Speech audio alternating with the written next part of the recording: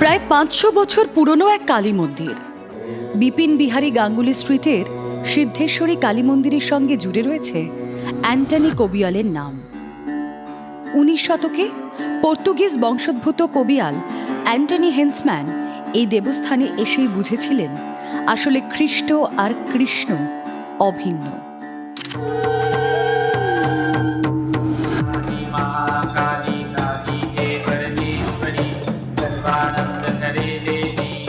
ভালোবেসে বাংলা ভাষার আঙিনায় ঢুকে ভিনদেশি কবি দেবী কালিকার উপাসক হয়ে গিয়েছিলেন। অ্যান্টনি কবিয়াল ফিরিঙ্গি থাকেননি। অ্যান্টনি সাহেবের মামার বাড়ি ছিল পাশের বাড়ি এলাটন সাহেব। পাশের যে রাস্তাটা দেখতেন সেই রাস্তাটা তখন একটা খালি ছিল। সেন্ট্রাল যে এখন দেখতেন যে জায়গাটা সেটা ছিল গঙ্গা। গঙ্গার গা ধরে এই খাঁড়িটা এগিয়ে গিয়েছিল, ক্রিক রোল হয়ে বেলেঘাট অঞ্চলে গিয়ে মিশেছিল। মন্দিরের পাশে ওনার মামার বাড়ি ছিল অ্যান্টনি সাহেবের। মন্দিরের প্রতিষ্ঠাকাল নিয়েও গবেষকদের মধ্যে রয়েছে মতান্তর। শ্রীমন্ত পণ্ডিত নামে এক ব্রাহ্মণ এই মন্দিরের দায়িত্ব পেয়েছিলেন। আবার অনেকে বলেন প্রথমে এখানে ছিল একটি শিব মন্দির, পরে শ্রীমন্ত পণ্ডিত এখানে কালী মন্দির প্রতিষ্ঠা করেন। এই মন্দিরটা ছিল শিবের মন্দির, যার জন্যে শিব আর গম্বুজ সমান, একদম সমান সমান আছে। সেই সময় শ্রীমন্ত পণ্ডিত নাকি বসন্ত রোগের চিকিৎসা করতেন। অ্যাংলো ইন্ডিয়ান ফিরিঙ্গি অধ্যুষিত বউবাজার অঞ্চলে তিনি বহু মানুষকে চিকিৎসা করে মৃত্যুর মুখ থেকে ফিরিয়ে এনেছিলেন। কৃতজ্ঞতা স্বরূপ বহু ফিরিঙ্গি শ্রীমন্ত পণ্ডিতের মন্দিরে পুজো দিতে আসত। সেই কারণেই লোকমুখে ছড়িয়ে পড়ে ফিরিঙ্গি কালী নামটি।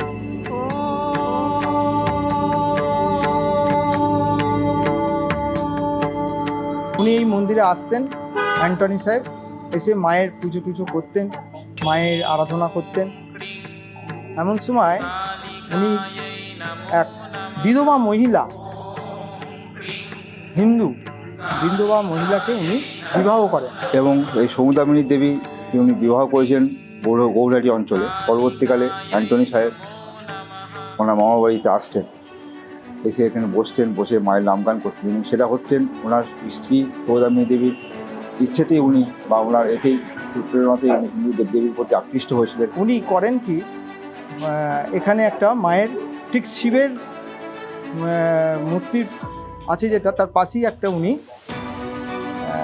পঞ্চমুণ্ডির আসন তৈরি করেন এবং সেখানে মায়ের মূর্তি প্রতিষ্ঠা করেন এবং তখন থেকেই এখানে মায়ের পুজো অর্চনা হয়।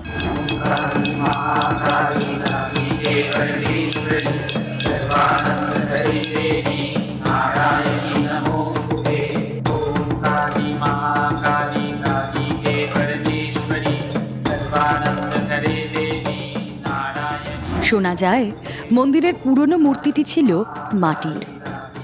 1946-এর দাঙ্গায় পুরনো মূর্তিটি ধ্বংস হয়ে যায়।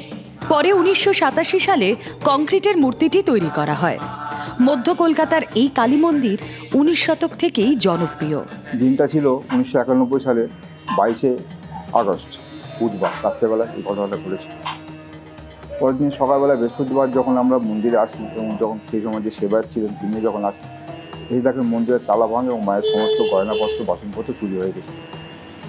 তা আমরা স্থানীয় থানা বগুড়া থানায় গিয়ে আমরা ডায়েরি করি। সেবায়ত গেছিলেন, আমার বাবা পুলিশ মশাই তিনিও গেছিলেন, যে ডায়েরি করে একজন ভদ্রমহিলা, গায়ের রং নিকশ কালো, লাল পাড় শাড়ি পরিহিতা, তিনি মন্দিরের বাইরে থেকে ঢুকছেন না, বাইরে থেকে গেটের সামনে থেকে বলছেন যে এইখানে চুরি হয়ে গেছে, সমস্ত গয়না লালবাজারে চলে গেছে, পুলিশ পেয়ে গেছে, সব ধরা পড়ে গেছে, চোরেরাও ধরা পড়ে গেছে।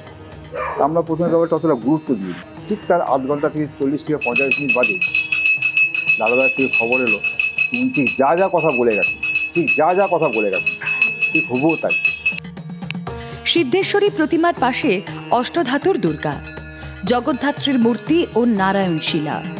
একদা পশু বলি হলেও এখন আর তা হয় না। কালী পুজোয় আজও বহু ভক্ত সমাগম হয় এখানে।